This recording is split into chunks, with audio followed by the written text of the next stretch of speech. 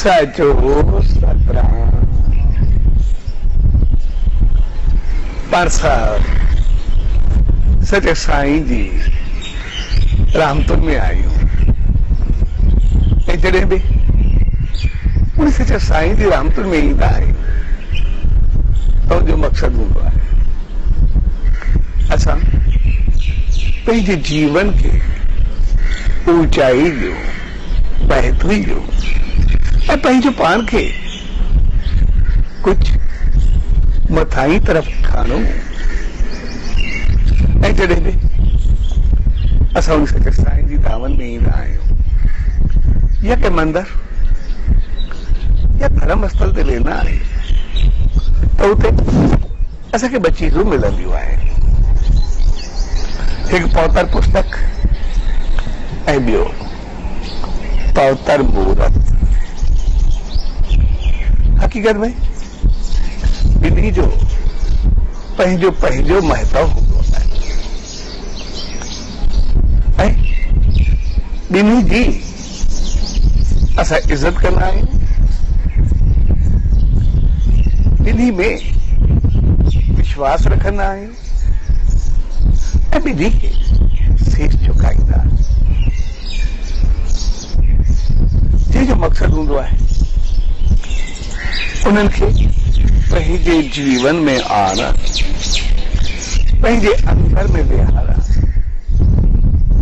पवित्र पुस्तक जो मक़सदु हूंदो आहे त असां उन मां शिक्षा ग्रहण कयूं, उन मां समझ ज्ञान ऐं चङाई खे पायूं।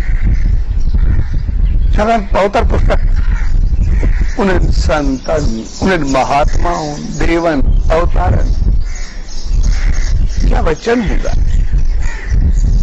उहा ईश्वरी वाणी हूंदी आहे जेका उन्हनि खे रहमत थी करे मिलंदी आहे ऐं वरी असांखे ॾींदा आहिनि त तव्हां पंहिंजे जीवन खे ईअं हलायो। उहे पंहिंजा अनुभव, पंहिंजे अंदर जो आवाज़, पंहिंजी श्रद्धा, पंहिंजो विश्वास, पंहिंजो जीवन ऐं उन मालिक जी रहमत, उन जी सिख्या असां ताईं पहुचाईंदा ऐं उन श्रद्धा ऐं विश्वास इन करे ॾेखारींदा आहिनि त जीअं असां उनखे श्रद्धा ऐं विश्वास सां पंहिंजे जीवन में आणियूं। छाकाणि असां इंसान जेके बि आहियूं जंहिंजो बि दिल सां स्वागत कंदा आहियूं, जंहिंखे दिल सां प्यार कंदा आहियूं, जंहिंखे दिल सां अपनाईंदा आहियूं, उन जे लाइ असां कुझु बि करण जे लाइ तयार थी वेंदा आहियूं। ऐं जंहिंखे दिमाग़ सां वठंदा आहियूं उहो कुझु थोरे वक़्त खां बाद असां खां अलॻि थी वेंदो आहे। तंहिंजे करे श्रद्धा, विश्वास, आस्था, यकीन, भाव जो मक़सदु आहे दिल सां वठणु, दिल सां ग्रहण करणु, दिल सां पंहिंजे जीवन में आणणु। तंहिंजे करे श्रद्धा ऐं विश्वास जो वास्तो दिमाग़ सां न पर दिल सां थींदो आहे। त मक़सदु उन्हनि खे असां पंहिंजे दिल सां वठूं, उन शिक्षाउनि ऐं गिरनि खे पंहिंजे जीवन में आणियूं ऐं असां उनखे अपनायूं। जेको असांखे हर रोज़ वरी वरी चयो वेंदो आहे, इन मंत्र जो, इन वाणी जो, इन वचननि जो वरी वरी उच्चारण कयो, वरी वरी पवित्र पुस्तक पढ़ो, जंहिंजो मक़सदु हूंदो आहे त असां कॾहिं भुलिजी न वञूं। वरी वरी असांखे यादि जो मिलंदो रहे, वरी वरी असांखे उहा समझ ऐं ॼाण मिलंदी रहे। उहे जेकॾहिं उहा मिलंदी त असां बहितर अंदाज़ सां सदाई हलंदा रहंदासीं। छाकाणि असां इंसान जी आदत हूंदी आहे न थोरे वक़्त खां बाद भुलिजी वेंदा आहियूं। तंहिंजे करे पवित्र पुस्तक जो मक़सदु आहे समझ ज्ञान शिक्षा जंहिं ते अमल करे असां पंहिंजे जीवन खे उन रस्ते जो राही बढ़ायूं। ऐं ॿियो हूंदो आहे पौतर पुस्तक, जंहिंजो मक़सदु हूंदो आहे हिकु पौतर पुस्तक ऐं ॿियो हूंदो आहे पौतर मुहूर्त, जंहिंखे ऊच आस्थान ते रखियो वियो आहे, जे अॻियां शीश झुकायो वेंदो आहे। उन सचे साईं जी रहमत उनजी मुहूर्त, ऐं मुहूर्त जो मक़सदु हूंदो आहे जन उन शिक्षाउनि ते अमल करे पंहिंजो पाण खे ऊच बढ़ाए, पंहिंजो पाण खे उन मंज़िल ते पहुची ॾेखारे, पंहिंजो पाण खे ऊचो खणी उन ईश्वरता ताईं पहुचाए, पंहिंजे जीवन में पंहिंजो पाण में सॼी प्रकृति खे समाए छॾियो। तंहिंजे करे पौतर मुहूर्त जो मक़सदु आहे जंहिं सभु कुझु पातो, जंहिं ते अमल करे पंहिंजी ज़िंदगी खे ऊचाई ताईं पहुचाए। छाकाणि त आम इंसान असां जेके बि आहियूं उहे सिर्फ़ु पढ़ाइण ताईं रहिजी वेंदा आहिनि, पर पौतर मुहूर्त असांखे ॿुधाईंदी आहे त इहा असांखे कहिड़ी मंज़िल ते पहुचाईंदी आहे। ऐं पोइ उन पौतर मुहूर्त जा शीश झुकाइण जो मक़सदु आहे जंहिं पंहिंजे अमल सां पंहिंजे जीवन सां उन ताईं पहुचायो, उन खे पंहिंजे जीवन में आणो, उन खे पंहिंजी ज़िंदगी में आणो। ऐं पोइ उहा मुहूर्त असांखे वरी वरी यादि ॾियारींदी आहे त मां पंहिंजो पाण खे पहिरियों पढ़ाए। इन करे जॾहिं बि असां पौतर मुहूर्त जे साम्हूं वेंदा आहियूं, सचे साईं जे साम्हूं वेंदा आहियूं, असांजो शीश झुकी पवंदो आहे, जंहिंजो मक़सदु आहे त मुंहिंजा मालिक जेके गुण, जेके चङायूं, जेके तपस्याऊं, जेके ऊचायूं, जेके रहमतूं सभु तो में आहिनि, हाणे रहमत कर उहे सभु मूं में अचनि, यानी उन ते अमल करे मां पंहिंजो पाण खे उन ऊचाइनि ताईं पहुचाए। तंहिंजे करे पौतर मुहूर्त असांखे हमेशह संदेश ॾींदी रहंदी आहे त कुझु बणिजो, कुझु थियो, कुझु पंहिंजो पाण खे मंज़िल ते पहुचायो, सिर्फ़ु ॻाल्हियुनि ताईं रहिजी न वञो। ऐं हक़ीक़त में उहा मुहूर्त न हूंदी आहे, उन मुहूर्त खे अहिड़ी त शक्ति हूंदी आहे जो उन में सदाई मूर्तिमान यानी मुहूर्त जो मालिक सदाई उनमें पाण विराजमान रहंदो। उनजा अमल, उनजी आसीस, उनजी क्रिया, उनजी तपस्या, उनजी श्रद्धा, उनजो विश्वास सभु उन मुहूर्त में रहंदा आहिनि। तंहिंजे करे जॾहिं बि असां उन मुहूर्त जे अॻियां ईंदा आहियूं त पोइ असांजो जेको कुझु चाहतूं हूंदियूं आहिनि सभु असांजूं पूरियूं थींदियूं आहिनि। त जीअं ॼण मालिक असांजी साम्हूं वेठो करे, ऐं पोइ जेतिरी असांजी श्रद्धा हूंदी, जेतिरो भाव हूंदो, ओतिरो कुझु असांखे मिलंदो वेंदो। ऐं इहे संत, इहे महात्मा, इहे त असां संसार खे ॾिसंदासीं, जंहिंजो जंहिंसां वास्तो हूंदो उहो तहिड़ो ई थींदो आहे। जे संसार में ॾिसंदासीं असांजो कंहिंसां बि वास्तो, प्रकृति में कंहिंसां बि वास्तो हुजे, दोस्त हुजे, साथी हुजे, कारोबार हुजे, रिश्तो हुजे, नातो हुजे, कंहिंसां दोस्ती हुजे, साथ हुजे, जीअं उहो कुझु वक़्त खां बाद ख़तम थी वेंदो आहे, तीअं असां बि ख़तम थी वेंदो। संसार में हर चीज ख़तम थियण वारी हूंदी आहे, साम्हूं वारो बि ख़तम थींदो आहे, ऐं साम्हूं वारो ॿई गुज़री वेंदा आहिनि कुझु वक़्त खां बाद। पर इहे संत, इहे महात्मा, इहे देव, इहे अवतार, इन जो वास्तो उन ईश्वर सां हूंदो आहे, प्रभु सां हूंदो आहे। तंहिंजे करे उहा हिकिड़ी अहिड़ी शक्ति, अहिड़ी रहमत आहे जेका कॾहिं ख़तम थींदी न आहे, सदाई ज़िंदा रहंदी आहे। कोई जेको पंहिंजो पाण जो उन मालिक सां मिलाईंदो आहे त पोइ उहो उन वांगुरु सदाई अमर बणिजी वेंदो आहे, सदाई ज़िंदा रहंदो। इन करे संतनि महात्माउनि देवनि अवतार खे ॾिसंदासीं, उनखे केतिरा साल थिया, कंहिंखे 100 साल, कंहिंखे 1000 साल, कंहिंखे 10,000 साल, कंहिंखे लखे साल, कॾहिं पतो ई कोन्हे कॾहिं पैदा थिया, पर अॼु ताईं उहे ज़िंदा आहिनि। समझ जी ॻाल्हि आहे त उहे मरण खां बाद में बि ज़िंदा आहिनि, ऐं असां ज़िंदा हूंदे बि कोई पतो कोन्हे ज़िंदा आहियूं या न, कंहिंखे ॼाण आहे या न। पर कमाल जी ॻाल्हि आहे, छाकाणि उनजो वास्तो उन मालिक सां रहंदो आहे, जेको कॾहिं ख़तमु थींदो ई न आहे। तंहिंजे करे जेको उन ताईं पहुचंदा आहिनि उहे कॾहिं ख़तमु थींदा ई न आहिनि, ऐं उनजो संदेश में लाफानी हूंदो आहे, उनजी सिख्या ऐं समझ में हिकिड़ी वॾी ॻाल्हि हूंदी आहे। उहे हमेशह पंहिंजो संदेश, पंहिंजो जीवन, पंहिंजो अमल असांखे ॾींदा रहंदा आहिनि कंहिं न कंहिं रूप में। असांखे लॻंदो आहे शायदि उहे कोन्हे, पर हक़ीक़त में उहे त 24 कलाक आहिनि, असां उन्हनि में कोन, असां पंहिंजो पाण खे भुलिजी विया आहिनि। असां उन्हनि सां हुजूं, हू त सदाई नहीं, अॼु बि असां गॾु और कुछ वक्त हिकिड़ी माता ॿुधाई ऐं हुन चयो त मूंसां हिकिड़ी अजीब घटना घटी आहे, ॾाढी शेवा भाव वारी, श्रद्धा वारी, विश्वास वारी ऐं सुठनि कर्मनि वारी हुई, तमामु बहितर हूंदी हुई,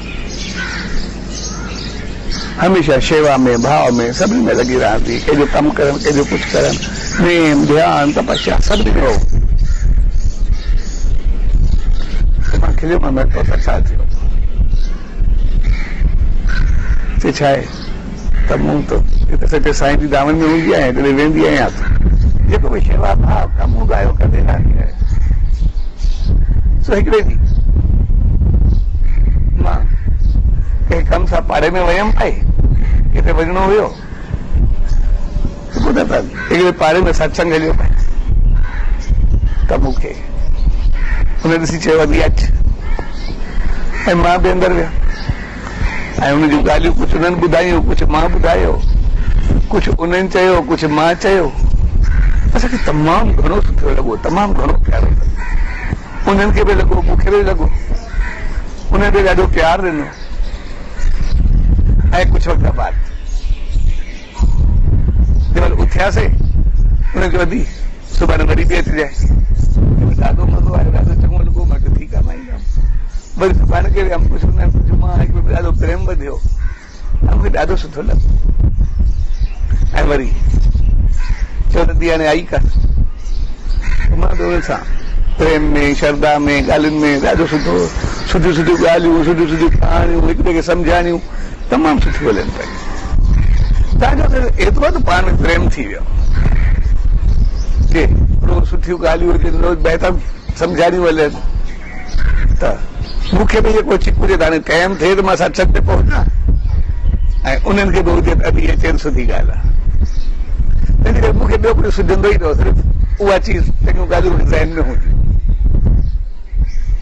ऐं पोइ मूंखे आस्ते आस्ते ॿियो कुझु वणंदो ई कोन, मूंखे सभु कुझु छुटंदो वियो, सिर्फ़ु ॻाल्हियूं कंहिंसां ॻाल्हाइण, कंहिंसां वेहण, कंहिंसां कुझु करणु, कंहिंसां कीअं असांजो हलंदो रहे।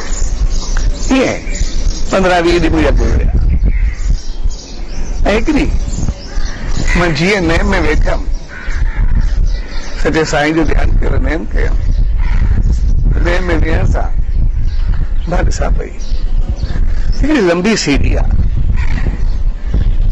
ऐं सीढ़ी जे अॻियां शांचा सतगुरु साईं सतरामदास साहिब जन, हुन सां गॾु अमर शेठ संत कंवरराम साहिब जन बीठा आहिनि, ऐं टी हुन सां गॾु मां आहियां।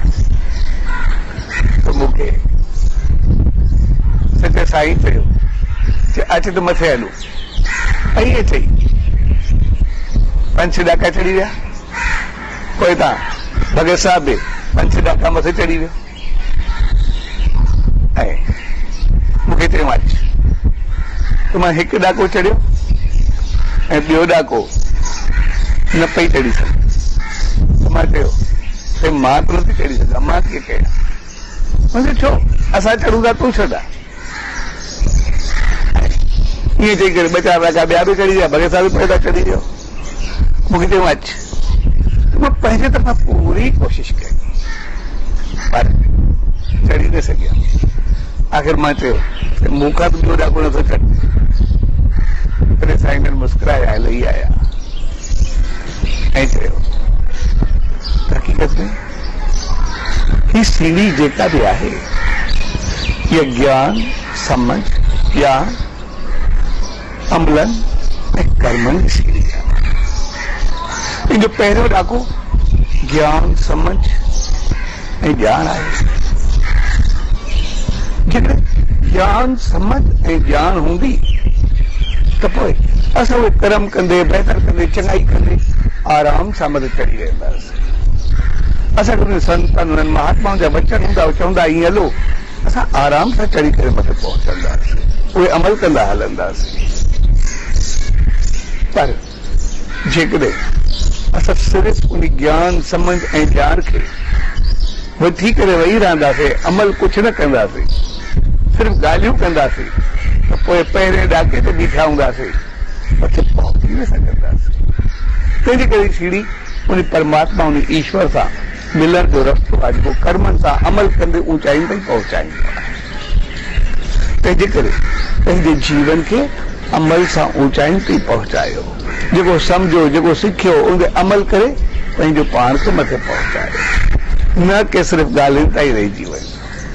अगरि ॻाल्हियुनि ताईं रहिजी वेंदासीं त पोइ सभु कुझु न पाए सघंदासीं, हिते ई रहिजी वेंदासीं। तंहिंजे करे साईं पहुतर मुहूर्त असांखे अॼु बि सेखारींदा रहंदी आहे। सचे साईं खे 100 साल खां मथे थिया आहिनि संसार छॾे, पर जॾहिं बि जेको उनखे यादि कंदो आहे उनखे साथ पाईंदो आहे, उनखे सार पाईंदो आहे, उनखे उहा रहमत मिलंदी आहे, उहा गाइडेंस मिलंदी आहे। त तव्हां हीअ कयो, हज़ारे मिसाल, लेकिन हिकु मिसाल त मां सिर्फ़ इहो ॾिनो। पहुतर मुहूर्त जो मक़सदु आहे अमल, पहुतर मुहूर्त जो मक़सदु आहे जीवन जी ऊचाई। सचे साईं जी पहुतर मुहूर्त जो मक़सदु आहे उन ईश्वरता ताईं पहुच। सचे साईं जी पहुतर मुहूर्त जो मक़सदु आहे पंहिंजे सत्कर्मनि सां पंहिंजो पाण खे सदाई शुद्ध बहितर भाव रखणु। सचे साईं जी मुहूर्त जो मक़सदु आहे नेम, ध्यान, तपस्या सां पंहिंजो पाण खे उन ईश्वरता में विलीन करणु। सचे साईं जी मुहूर्त जो मक़सदु आहे पूरी प्रकृति, पूरे संसार, पूरे माहौल खे सदाई सुहानो बणाइणु। ऐं सचे साईं जी मुहूर्त जो मक़सदु आहे हर जे अंदर में रही करे उन ईश्वर जी आराधना सां उन ताईं पहुचणु। यानी संसार में सभु कुझु कान्हे। तंहिंजे करे उन सचे साईं जी मुहूर्त अॼु बि असांखे ॿुधाईंदी आहे कुझु बणिजो। तंहिंजे करे पहुतर पुस्तक असांखे ॿुधाईंदो आहे असांखे छा करणु खपे। जेकॾहिं असां उहो कुझु कंदासीं त पोइ उहा मुहूर्त बर्बाद। ऐं अॼु असां सिर्फ़ु उन ताईं रहिजी वेंदासीं। जीअं असां कंहिं बि पहुतर पुस्तक खे ॾिसंदा आहियूं, चङियूं चङियूं ॻाल्हियूं आहिनि। मालिक जो, ईश्वर जो भॼन कयो, कीर्तन कयो, उन सां दुख दर्द दूर थींदा। सभ खे सुख ॾियो, सभ खे ख़ुशियूं ॾियो। ॿियनि जी शेवा कयो, जेतिरो ॿियनि खे सुख ॾींदो ओतिरो पंहिंजो पाण में सुख पाईंदो। जेतिरो ॿियनि जे लाइ बहितर सोचींदो ओतिरो तव्हांखे शांती मिलंदी। नेम कयो, ध्यानु कयो, तपस्या कयो, पहुतर पुस्तक ॿुधाईंदा आहिनि। कोई जेकॾहिं असां उते अमल कंदासीं, ओड़ा थींदासीं, सचे साईं जो नेम ध्यानु कंदासीं त पंहिंजे पाण खे ऊचाई ताईं पहुचाईंदासीं।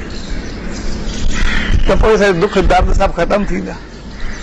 जेकॾहिं साॻियुनि ॻाल्हियुनि खे दोहराईंदा रहंदासीं त पोइ असां रहिजी वेंदासीं। अॼु असां दोहराइण वारा बणिजी विया।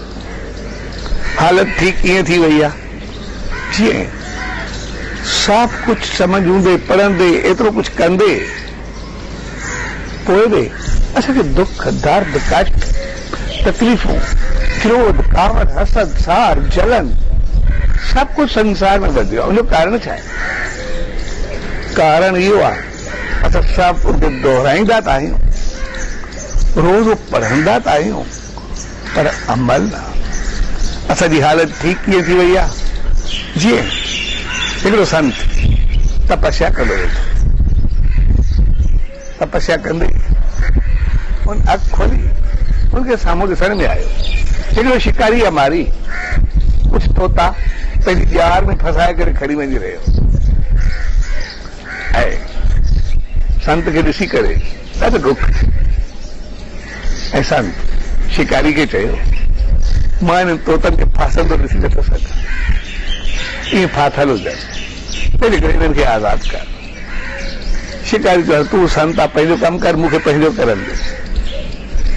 मां छॾींदुमि, सुभाणे ॿियो शिकारी ईंदो वरी फासाए वेंदो, तंहिंजे करे मुंहिंजो धंधो इहो आहे, मुंहिंजो पेट गुज़री वियो आहे, मुंहिंजो बचनि जो गुज़रान इहो आहे, तंहिंजे करे मां पंहिंजो कमु कयां ऐं तुंहिंजो कमु तपस्या आहे, करुणा आहे, तूं पंहिंजी पूरी करे।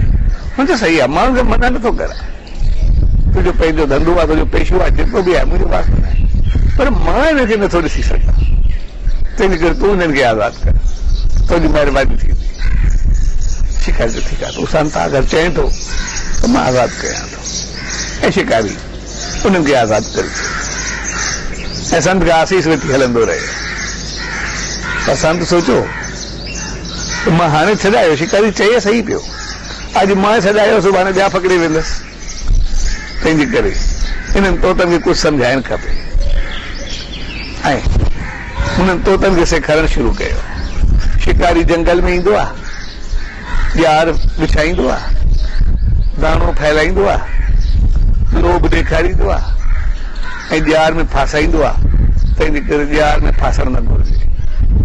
ऐं तोतनि खे जेको सेखारियो उहो सिखी वेंदा, हू बि साहु दाणो खाइण वेंदा ऐं साहु ॻाइण वेंदा। शिकारी जंगल में ईंदो आहे, ॼार फैलाईंदो आहे, दाणो विछाईंदो आहे, दाणो फैलाईंदो आहे, ॼार में फासणु न खपे। ऐं ॿी टे ॾींहं में सभु एतिरो त सिखी विया, ॾींहुं राति में था कनि। ऐं संत खे बि ॾाढी ख़ुशी थी, हाणे सभु सिखी विया आहिनि, ॾाढा समझदार थी विया आहिनि, सभिनी खे पतो आहे इहे न फासदा। ऐं जेको ॻाइण पिया हूंदा आहिनि, ॻाइण जे करे मुंहिंजी बि तपस्या, इहे सभु सियाणा थी विया आहिनि, तंहिंजे करे पंहिंजी दुनिया में रहनि, मां वञी करे ॿी कंहिं जॻह ते तपस्या कयां। ऐं तोतनि खे उते छॾे करे पाण हलियो वियो। ॿ ॾींहं गुज़रिया, तपस्या में वेठो, जीअं वेठो जे कननि ते आवाज़ पियो तोतनि जो, त शिकारी जंगल में ईंदो आहे, ॼार विछाईंदो आहे, दाणो फैलाईंदो आहे ऐं ॼार में फासणु न घुरिजे। संत सोचियो कि तोतनि सां मुंहिंजी एॾी मोहबत आहे, उन्हनि एतिरो त मूंखां मोहबत कनि था त मूंखे ॻोल्हींदे ॻोल्हींदे हिते हेठि नथो थियनि। ऐं अची करे मुंहिंजे ॾाढी अंदरि में ख़ुशी थी। ऐं तोतनि जे प्यार में जीअं अखि खोले थोरी देरि हिकिड़ो शिकारी आहे, सभु तोता ॼार में फाथा पिया अथसि, पुले ते रखिया अथसि, प्यार जे अंदरि सभु तोता ॻाईंदा वेंदा आहिनि। शिकारी जंगल में ईंदो आहे, ॼार विछाईंदो आहे, दाणो फैलाईंदो आहे, लोभ ॾेखारींदो आहे, ॼार में फासणु न घुरिजे। सो हक़ीक़त में उहा साॻी हालत असां सभिनी जी थी वई। असां पढ़ियासीं त सही, इन लोभ, इन लालच, हसद, सार, जलन, क्रोध, ग़लत कार्युनि, कुविचारनि, कुसंग, विकारनि, वासनाउनि जी ॼार में न फासणु खपे। असां रोज़ पढ़ंदा, रोज़ दोहराईंदा आहियूं, नेम करणु खपे, ध्यानु करणु खपे, चङाई करणु खपे, कंहिंखे सुख ॾियणु खपे, कंहिंखे बहितर ॾियणु खपे। अरे केतिरियूं चङियूं ॻाल्हियूं दोहराईंदा आहियूं, सभु चीज़ूं ज्ञान जी असां कोई कमी कोन्हे।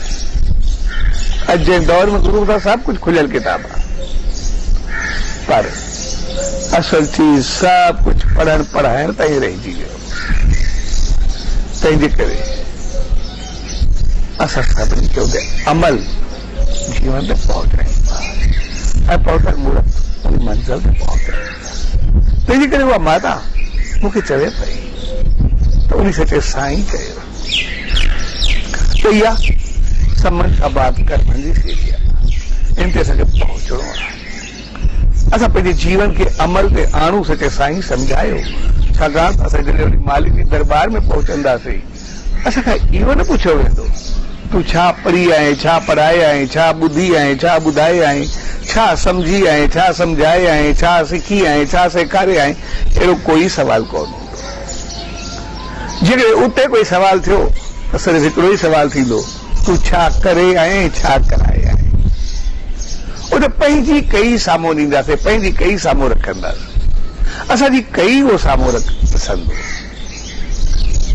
तंहिंजे करे पहुतर पुस्तक समझ ऐं शिक्षा ऐं पहुतर मूर्त उनखे साईं जी उहा अमल जी ऊचाई, उहा कर्मनि जी उहा सीढ़ी जेका परमात्मा ताईं पहुचाए। तंहिंजे करे मंदर में ॿई हूंदा आहिनि। जेकॾहिं असां पहुतर मूर्त परे करे छॾींदासीं त पोइ असां सिर्फ़ु ॻाल्हियुनि वारा बणिजी वेंदासीं ऐं धोखो खाई वेंदासीं। जेकॾहिं पहुतर पुस्तक खे परे करे छॾींदासीं तॾहिं बि बिना समझ असांखे ॼाण न मिलंदी। तंहिंजे करे असां ॿिन्ही खे साम्हूं रखी पहुतर पुस्तक पढ़ी करे मूर्त वांगुरु थियणो आहे। इन करे जॾहिं मूर्त वांगुरु असां जे साम्हूं ईंदा आहियूं उनजे लाइ ॿ चीजूं चई वेंदियूं त चित्र सां चरित्र बणिबो आहे ऐं चरित्र सां चित्र। यानी चित्र सां चरित्र यानी साम्हूं जेका मूर्त माना चित्र उनखे ॾिसी करे उनजा गुण चङायूं सां पंहिंजो पाण में आणो, पंहिंजे चरित्र पंहिंजे अमलनि खे ऊचाई ॾियो। उहे गुण उहे चङायूं पंहिंजे जीवन में आणो। चित्र खे ॾिसी चरित्र बणायो, पंहिंजो अमल बणायो, पंहिंजी ज़िंदगी बणायो। ऐं वरी चरित्र सां चित्र जॾहिं उहो तव्हांजो अमल बणिजी वेंदो तव्हां वरी ॿियनि जे लाइ मिसाल बणिजी वेंदो, ॿियनि जे लाइ मूर्त बणिजी वेंदो। तंहिंजे करे मूर्त मां मूर्त बणिजो तॾहिं सचे साईं सां मिली करे पंहिंजो पाण खे उनजे गुणनि वांगुरु ऊचाई ॾियो, उनजी रहमतुनि खे पायो, उनजे अमलनि खे अपनायो, असांजो जीवन बणिजो। तंहिंजे करे जेको पाण साहिबु उनखे साईं जी रहमतुनि में आया आहियूं उहो मौक़ो असांखे कुझु बणजणु सेखारे, कुझु सिख्या ॾियणु सेखारे, जेको सम्झाए थो असांखे कीअं हलणो आहे, छा करणो आहे। सम्झी करे पढ़ी करे वेही न हैरानो पर वेही करे पंहिंजो पाण खे मालिक ताईं पहुचाइणो आहे। उन सीढ़ी ते अॻिते वधणो आहे, उन गुणनि ते अमल करणो आहे, उन चङाइनि ते हली करे पंहिंजे जीवन खे अपनाइणो आहे। ऐं सचो साईं असांखे हर रोज़ ॿुधाए रहियो त उन सां वास्तो रखो त कॾहिं ख़तमु न थींदो ऐं हमेशह अमर रहंदो।